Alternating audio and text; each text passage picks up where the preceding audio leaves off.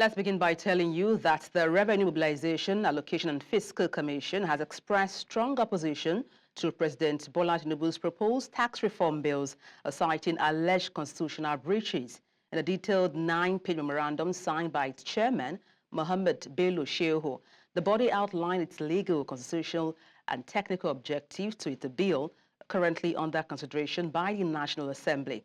The Commission argued that Section 162, subsection 2 of the 1999 Constitution grants it exclusive authority to determine the formula for equitable revenue sharing among the federal, state, and local government. This mandate, it emphasized, must reflect fairness and justice in line with its constitutional duties. The body warned that bypassing its role as the sole arbiter in developing revenue allocation formulas risks undermining the Commission's integrity and compromising equitable revenue distribution across the 3 tiers of government. Meanwhile, the Southeast Caucus in the Senate has joined calls for more extensive consultation on the tax reform bill currently before the National Assembly. And the leader of the caucus and representative of Abia South, Senator Enyi Abaribe, announced this after a closed-door meeting with senators from the 5 southeastern states held in his office. Abaribe clarified that the caucus is not opposed to the proposed bills, but insists that broader discussions are essential before the legislation moves forward for full consideration and passage in both chambers of the National Assembly.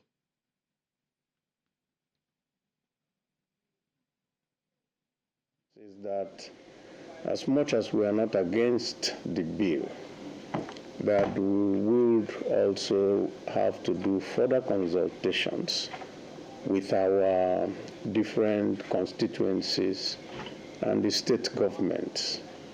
And we think that the result of those consultations will lead to a better bill being passed and a much more equitable framework for finances in this country.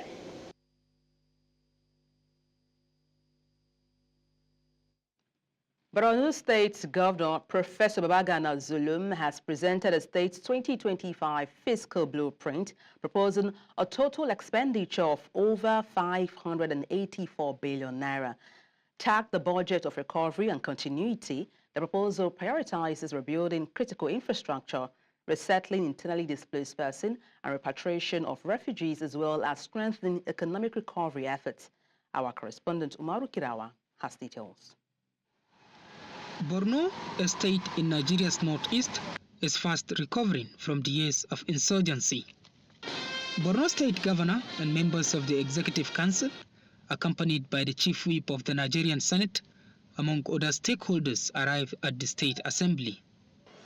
The State Governor unveiled the 2025 budget of recovery and continuity, a fiscal plan for the state. Our administration has budgeted a total sum of 584 billion. 757,725,000 for the 2025 fiscal year, as against about 360 billion naira that was budgeted last year. The blueprint also includes initiatives aimed at boosting local industries and fostering private sector partnerships to enhance economic recovery. In the year 2025 fiscal year, the state government will invest heavily in modern agriculture and resuscitate the Maiduguri dairy farm, establish dairy plants in northern and southern part of the state. Latest by January ending, government will inject additional 50 buses and then 100 electric cars.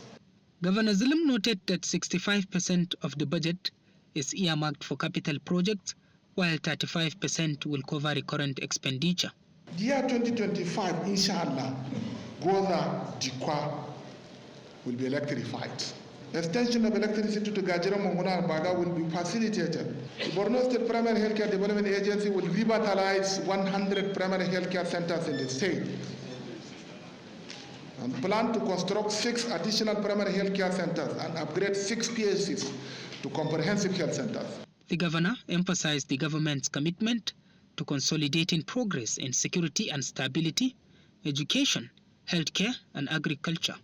we shall be resilient in order to continue the program. Construction and rehabilitation of fire service stations in 27 local government areas, establish media situation room and media outfit, construct memorial site for insurgency, and support the security forces. The federal house is including and is duty reviewing this appropriation bill at accelerated passage. The Assembly is expected to deliberate on the budget in the coming weeks to hasten the recovery process in Borno. In Maiduguri for News Central, Umaru Kirawa. Proceedings in defamation case against human rights activist Dele Farotimi continued today at Ado-Ekiti Magistrate Court 1. At the start of the session on Tuesday, a senior advocate of Nigeria, Adeyinka Olumide, sought to represent the defendant, but the move was challenged, citing legal restrictions on SANS appearing in magistrate court. The objection referenced Rule 2, 3, 4, and 6 of the Senior Advocate of Nigeria's Privileges and the Court of Appeals July 16, 2024 ruling in Abiodun Bamigboye versus Commissioner of Police. Now, the court upheld the objection, directing Olumide to step down and allow another senior colleague to lead defense for the day. Our correspondent, Igbalani Yomone, who is on court, reports that counsel to Afe Babalola Taiwo Adedeji amended the charges against Farotimi in court, and it was read to the defendants, who pleaded not guilty to the amended 14-count charge. Further developments are expected as the legal battle continues. Meanwhile, former Labour Party presidential candidate Peter Obi has paid visit to renowned legal luminary Afe Babalola in Ado-Ekiti, Ekiti State to discuss the plight of detained human rights lawyer Dele Farotimi. Obi pleaded with Babalola to reconsider his position after Babalola's petition, led by Farotimi's arrest, sparking public criticism. On Monday, a court granted Farotimi bail set at 50 million naira and a surety in same amount.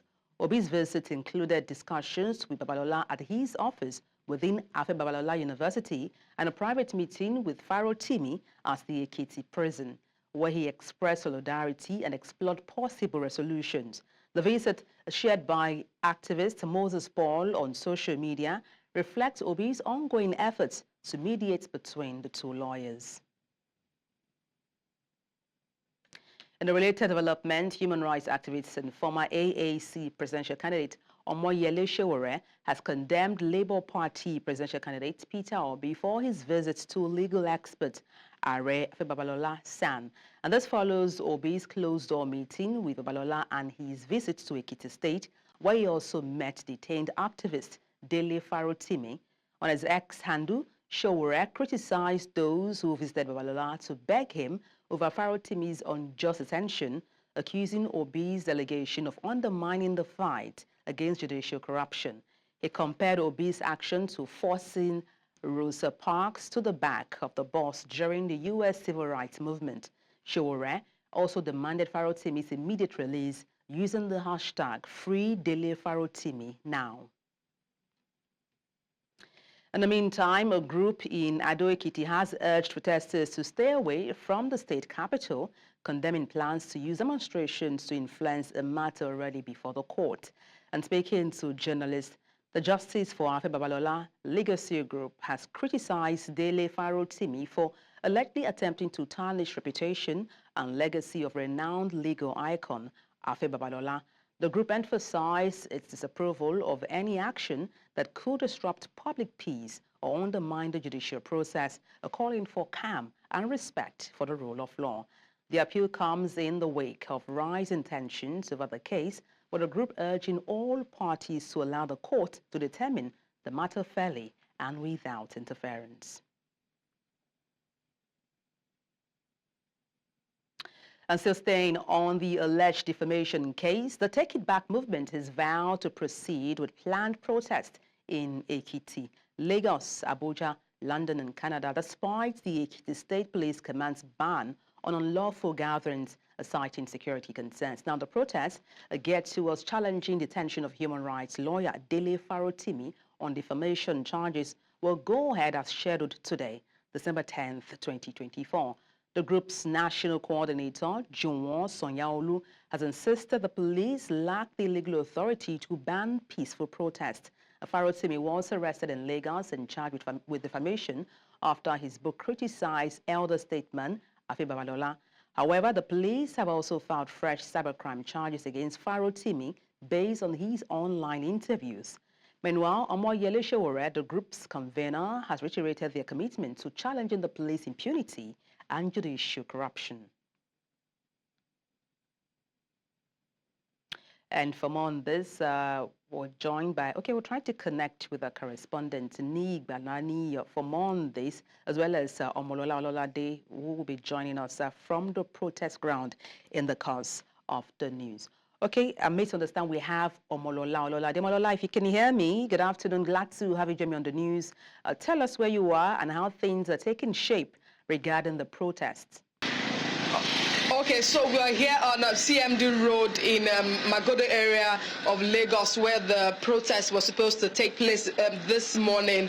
But as you can see, there isn't much happening here. Everyone is going about their normal activity, just like every other day. But if you can observe, the only different thing here today is the heavy security presence. If you can see behind me, you see some patrol vehicles just right behind me here with a lot of police officers in it. Because when I got here, I counted, and the thing is, the first thing you see when you enter into Magodo GRA this morning is the heavy security presence. When I counted about 10 to 15 patrol vehicles here on one spot, and of course with every of the buses filled to the brim. So when you get here, there's nothing really happening, but you can the only thing that would attract you is, of course, this heavy security presence. And then we found not just us, other media houses have been here just to find out what's going on, but it looks like nothing is happening really. But you can find every heavy security presence, which of course will call your attention as to if there's anything happening here at all. Now, regarding the people there, what's the word on the streets? What are you hearing as to why there is no protest? What are people saying? What do you know about that? Well, if you can see, if you can hear what I said, rather from the from the first question you asked me, the heavy security presence here, I don't think that anyone would everyone would want to. Let me use the word trespass, because there are a lot of police officials here, and nobody will want to go beyond and say, let's try something. I believe that these police officers are already at a lot as to if anything will happen at all. And when I spoke to some people on the street, they said that they're not even aware that the protest is going to happen, and that the only thing that made them think that something was going to happen today was the presence of the security officials in the first place. So, and besides, they talked about it that even the person that they want to protest for or against, rather, it's not even here.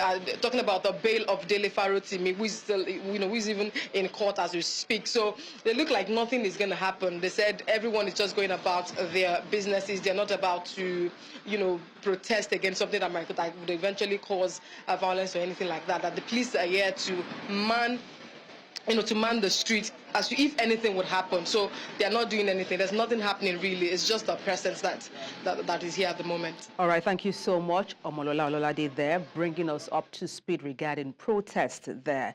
Let's now connect with another of our correspondents, and that's Joshua Imarai, who is live in Abuja. Joshua, if you can hear me, just paint a picture for us of what's happening where you are. Well, I'm currently at the Federal High Court here in Abuja at the Central Business District. And as you can see behind me, the only presence we are seeing are those of the policemen. This is one of the earliest scheduled point of convergence for the protest, protesting against the incarceration of Dele Farotimi.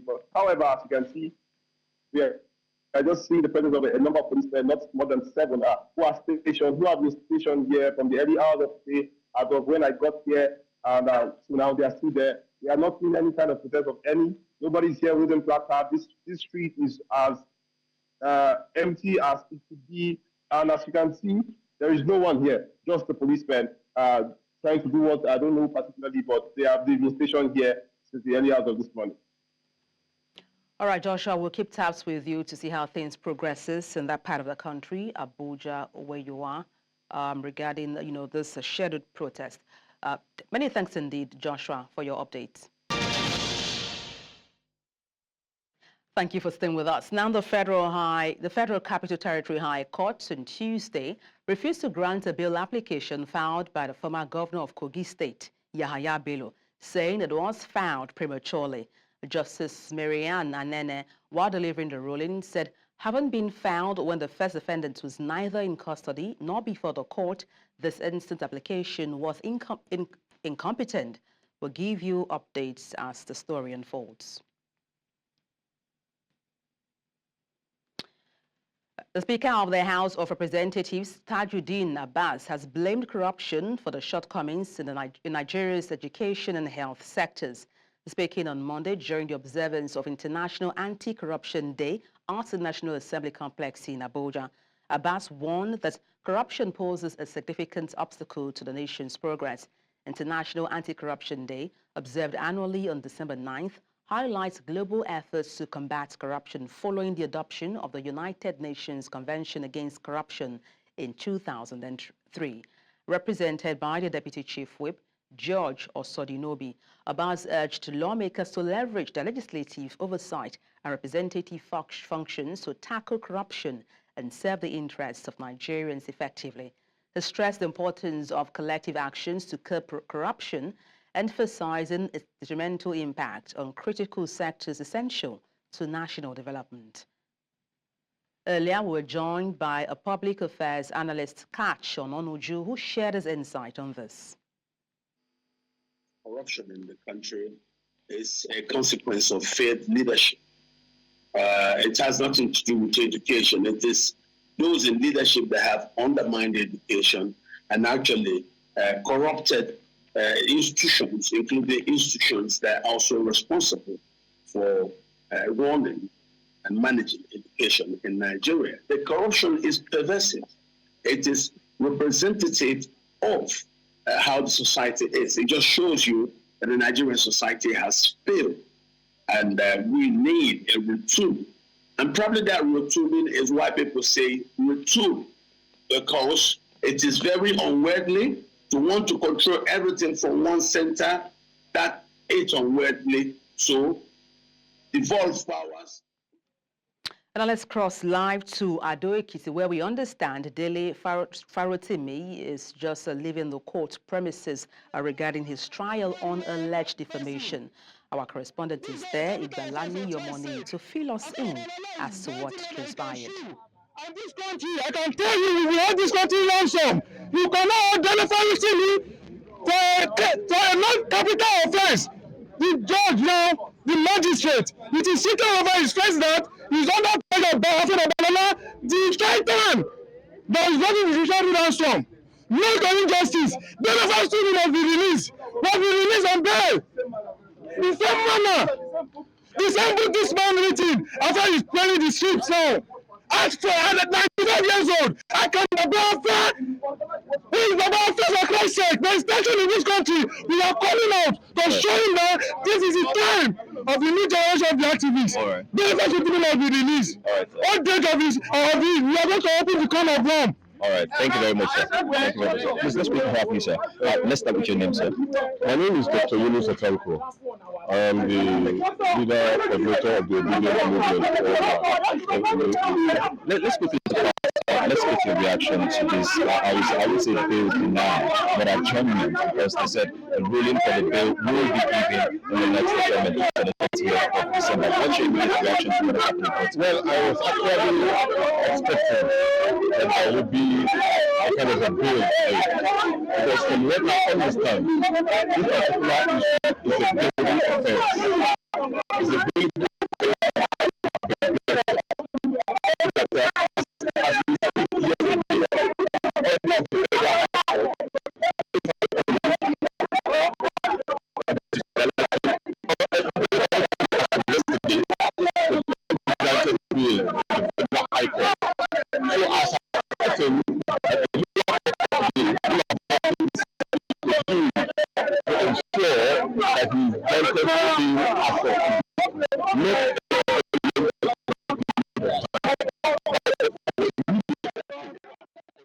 We sincerely apologize for that audio quality. We'll try to connect to Ado-Ekiti to give you details of what transpired in court. And now to more political matters, where the Arewa Consultative Forum, a former Vice President, Atiku Abubakar, and other stakeholders have criticized the presidency over claims that President Bola Tinubu will remain in office until 2031. The remarks made by Secretary to the Government of the Federation, George Akume, have sparked controversy. Akume urged northern political leaders to defer their 2027 presidential ambition, suggesting Tinubu should complete a second term before power shifts. The ACF, through its National Publicity Secretary, Professor Tukur Muhammad Baba, has stated that it is too early to discuss the 2027 presidency, calling it a distraction from urgent governance issues. Atiku, citing a disparity in leadership tenure between the North and South, argued that by 2027, the South would have held power for 17 years compared to the North, which is 11 years. In the meantime, the camp of former Vice President Atiku Abubakar has accused the ruling APC and presidency of using Minister of the Federal Capital Territory, Nyesom Wike, to destabilize the PDP. Atiku's media aide, Paul Ibe, made the allegation claiming the APC has turned the PDP into a playground to escalate its internal crisis and weaken opposition parties. Reacting to the claim, APC National Publicity Secretary, Bala Ibrahim, questioned why Wike, who is still a PDP member, would be used to damage his own party. He denied Wike's involvement in any APC-led efforts to destroy opposition parties, emphasizing that the issues within the PDP are internal and should be addressed by its leadership. Let's also tell you that the PDP candidate in November 16 Ondo State governorship election, Mr. Agbola Ajayi, has filed a petition at the Ondo State Election Petition Tribunal contesting the victory of Governor Lucky Aiyedatiwa. Ajayi announced the move during a press briefing at the PDP Secretariat in Akure, the state capital, on Monday. Ajayi described the election outcome as a miscarriage and murder of democracy, highlighting his dissatisfaction with the process and result. While he refrained from disclosing the specific grounds of his petition, he expressed confidence in the tribunal delivering justice. The Independent National Electoral Commission, INEC, declared Governor Aiyedatiwa of the All Progressives Congress, APC, as the winner of the election, with a total of 366,781 votes compared to Ajayi's 117,845 votes. And let's try to reconnect to Ado Ekiti to feel the pulse regarding the verdict given in court of the trial of human rights lawyer and activist Dele Farotimi. Of internet attack can make group of underdogs to subdue the right of our father. All right. And today,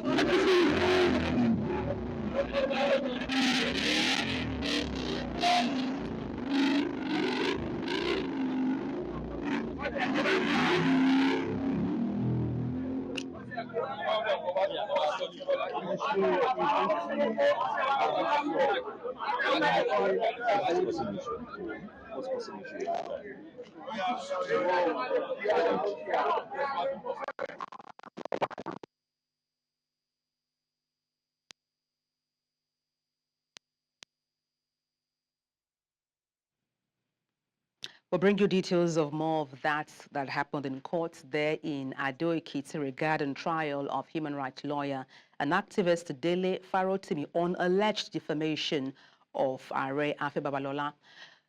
Meanwhile, activists have called for a joint effort in ensuring fight against gender-based violence is not relegated until everyone does their bit for the safety of women.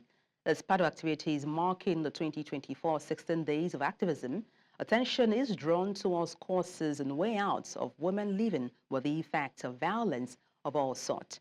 Our correspondent, Chizobanyan, shares more with us in this report.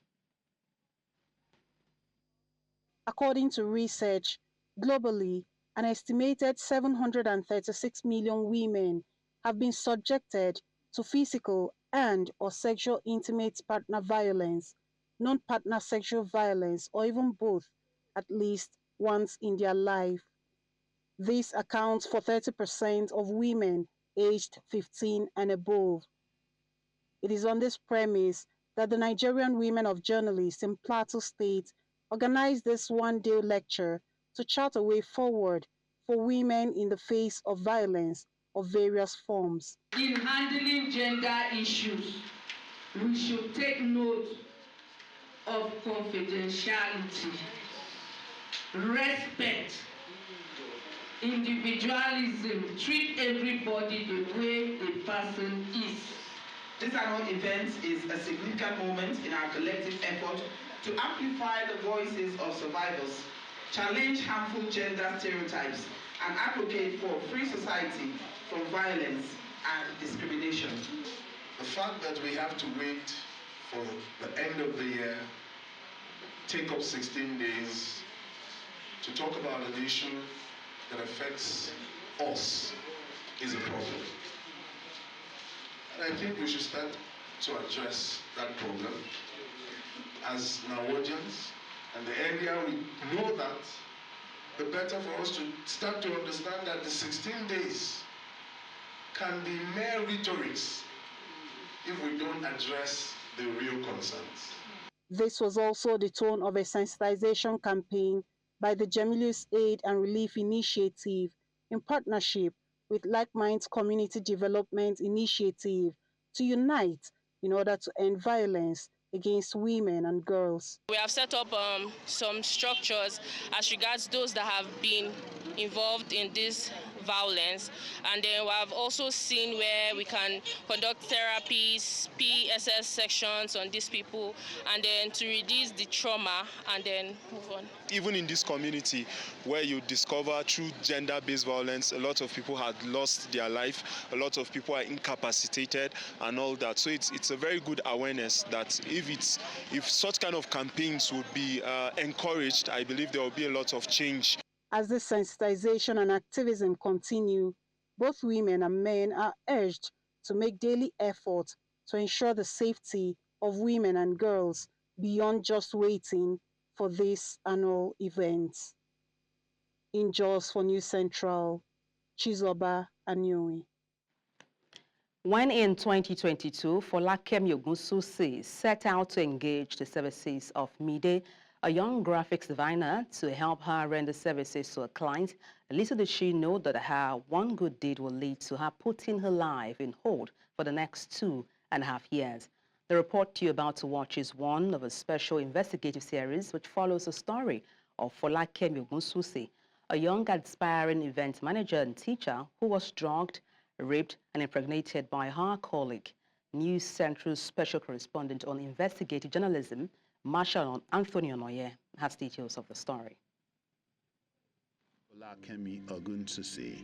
Folakemi makes a living for herself by running errands for people and providing surprise packages while also teaching college children online. She does all of these while still catering to her daughter, whom the doctors say has a medical condition characterized by several holes in the heart and a severe physical deformity. For Folakemi, her whole world came crashing down when she encountered Mide. Mide will later turn out to rape and impregnate Folakemi. He came to school that day, and that was the first time we were going to encounter. And he said he does graphic design and he does logo. So I called him that day, Alpha, please, I need this job. He said, no, it's not done. I should come over to his house. I said, okay. He went out, he brought Fanta. I took it halfway. That was the last thing I remember. Because I was not totally unconscious. I felt someone was having something with me, and I was trying to, as if I was trying to push, but I'm weak. In the morning, I was not like, did they make advance at me, or did anything happen? I called him, he denied it. He was telling me maybe I'm not thinking it, that nothing happened. He said nothing happened. A month later, I found that I was pregnant. I told him that, see, I'm pregnant too. He said, go and do what your mates are doing. I was like, what are my mates doing? I don't know. Get rid of the child. I'm not responsible. in an attempt to get rid of the unwanted pregnancy, only to be left with a botched or incomplete abortion. The results? This baby with multiple holes in the heart and several severe physical deformities, leading to the inability to walk, talk, and breathe properly. The day I gave birth to this child, they called in and he admitted that he did it, but they should apologize to me. Folakemi blames herself for her predicament. Well, at a point, I felt the abortion was partially responsible. After chatting with Folakemi, we tracked down Midday. You know Miss Folakemi? I know. We are friends, and actually as colleagues, and she's a female, I'm a male. And as a normal business partner, I don't know her motive based on me as colleague. And my motive based on her. We are adults, we are matured, and anything might come along with each other. As a colleague, based on colleague and work with each other. So with the action of work with each other, we actually work, deliver work to each other. Like she did my service in graphics line, I deliver it to her. I also do her service in cake she produced also, I deliver it to her. There are cases where maybe she has surprise to deliver. We walk around the team and get more team to join us and we deliver together. That's all you know about her? Is that all? You never had a relationship with her? I never had. You never had a relationship? What I just had with her is friend. And as friend is, anything can come up around each other. Anything like what? Did you sleep with her? Sir, I said that as friend, anything can come up. Oh, so that means you slept with her? Yes. My last word I dropped with her is, if I have done this, like if you are saying I am truly responsible for this, I am sorry. I am sorry. On Tuesday morning, 26th of November, only 4 days after our last visit to Folakemi's apartment, at exactly 10 minutes past 7 o'clock, we received a call from a frantic Folakemi, her voice buried under her cries, in between prayers and wailing. Folakemi managed to say that the baby was not responding and doctors were battling to resuscitate her. 18 minutes later, another call from Folakemi will reveal the confirmation of the death of baby Grace, Folakemi's baby.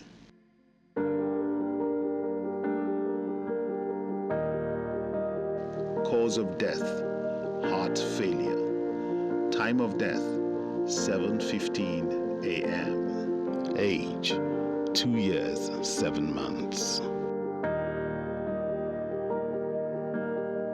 In a collaborative effort with News Central TV and Olumide Omosibi of the Genesis Help Initiative, Midday was eventually arrested on 27th of November 2024 by police detectives from the Sexual and Gender-Based Violence Unit of the Lagos State Criminal Investigation Department, BANTI.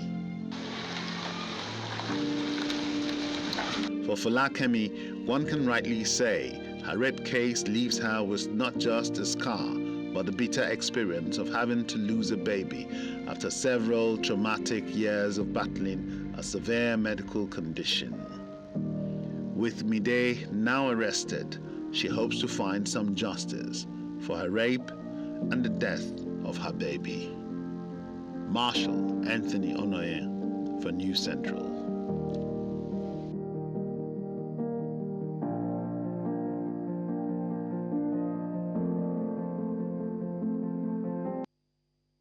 Know that this is just a snippet of the actual investigative piece by our special correspondent on investigative journalism, Marshal Anthony Onoye.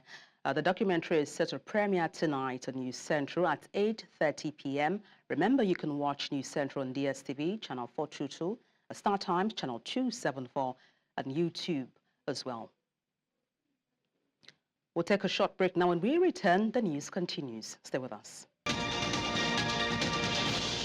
Thank you for staying with us. Ghana's President-elect John Dramani Mahama has pledged to form a government that reflects the aspiration of Ghanaians and work towards building a nation of their dream. Addressing supporters and party loyalists in Accra after being declared the winner of the 2024 presidential election, Mahama expressed gratitude for the trust placed in him and vowed to deliver on his promises. The Electoral Commission announced that Mahama secured a decisive victory with 56% of the vote compared to the Vice President, Mahamadou Bawumia's 41%. The former president's victory marks a significant comeback, ending 8 years of rule by the new Patriotic Party, NPP, under President Nana Akufo-Addo. Akufo-Addo's administration faced criticism over severe economic challenges, including an IMF bailout and a historic debt default. Mahama's return to power comes with high expectations for economic recovery and national development. The journey is not going to be easy, my brothers and sisters, because the outgoing government has plunged our dear nation into an abyss.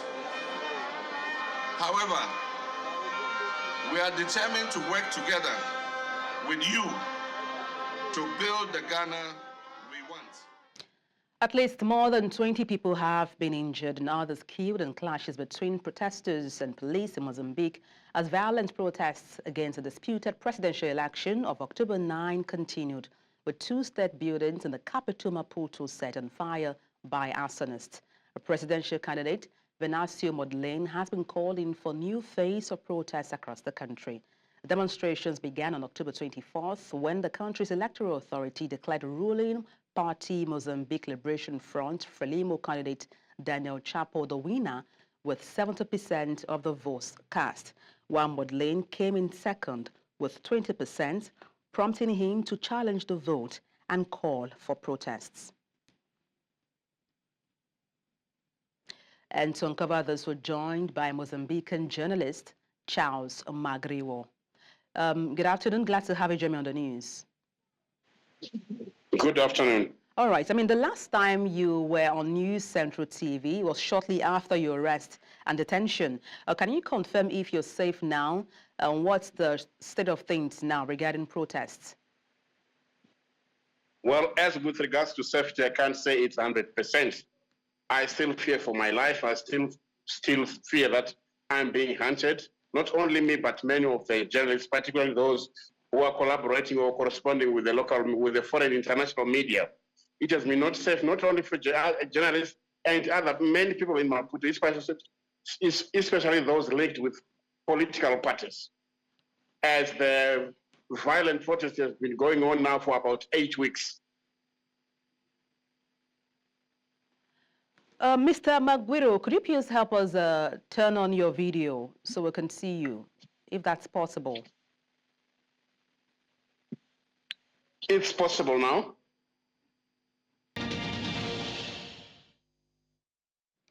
Residents in Damascus have reported hearing loud explosions early on Tuesday following a series of Israeli airstrikes across Syria after the fall of President Bashar al-Assad's government.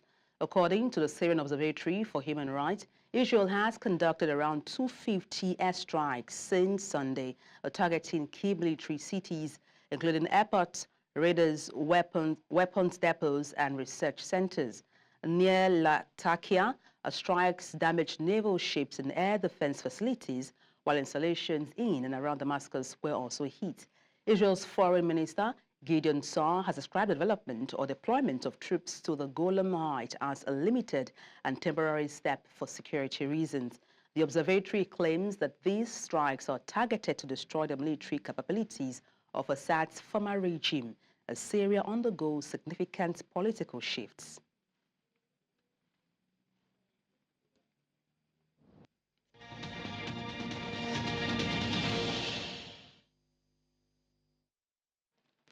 In the world of sport, the Colorado Rapids announced a trade to acquire Chidozie Awazim and Ian Murphy from FC Cincinnati, adding 2 defenders to strengthen their back end. Cincinnati will receive $1 million in general allocation money, with another $200,000 in conditional payments possible. Now, the club also owns a sell-on fee if either player moves abroad or trades within the league. The 27-year-old Awaziem recorded 2 assists over 7 games for Cincinnati after being acquired from Portuguese side Boavista mid-season. Cincinnati finished 3rd in the Eastern Conference in 2024 with 59 points, while Colorado was 7th in the West with 50 points. A solemn mood settled over the Elembela district as news spreads of the untimely death of former Sekondi Hasaka's FC player Kwambena Baido. The tragic incident occurred during the celebration of the National Democratic Congress victory in 2024 general election. According to reports, Baido was jubilating when he met his demise in a motor accident. His sister, Charity, and brother, Emmanuel Kwam, have confirmed the sad news. The NDC's victory celebration was marred by this tragic loss. And that's all on the news. Let's take a look again at some of the major stories.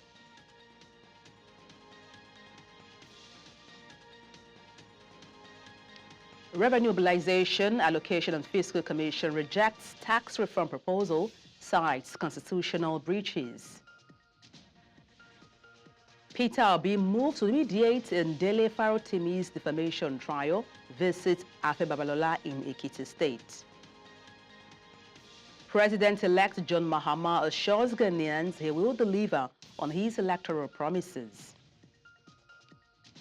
You can watch News Central live on the STV, Channel 422, Star Times, Channel 274, Avo TV, and YouTube. Many thanks for watching. I am Adebola Adeduba.